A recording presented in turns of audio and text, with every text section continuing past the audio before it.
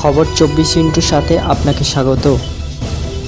নতুন নতুন খবর জানার জন্য আমাদের চ্যানেলে চোখ রাখুন। সেলাইন বিপর্যয়ে এসএসকেএম চিকিৎসাধীন সর্বকনিষ্ঠ প্রসূতি নাসরিন খাতুনের অবস্থা আশঙ্কাজনক। হাসপাতাল সূত্রে জানা গিয়েছে 11 দিনেও নিয়ন্ত্রণে নেই সেই নাসরিনের দেহে সংক্রমণের মাত্রা। গত 12ই জানুয়ারি গুরুতর অসুস্থ 3 প্রসূতিকে মেদিনীপুর থেকে এসএসকেএমে স্থানান্তরিত করা হয়। এখনও 3 জনের মধ্যে ভেন্টিলেশনে রয়েছেন নাসরিন। আরও 2 চিকিৎসাধীন প্রসূতি মাম্পি সিংহ ও মিনারা বিবির অবস্থা তুলনামূলকভাবে স্থিতিশীল। মাম্পি সিংহকে ভেন্টিলেশন থেকে বের করে পর্যবেক্ষণে রাখা হয়েছে। লেখার মাধ্যমে চিকিৎসকদের ডাকে সাড়া দিচ্ছেন মাম্পি। চিকিৎসকদের মতে মাম্পির শারীরিক অবস্থা আশাপ্রদ হলেও বিপদ কাটেনি।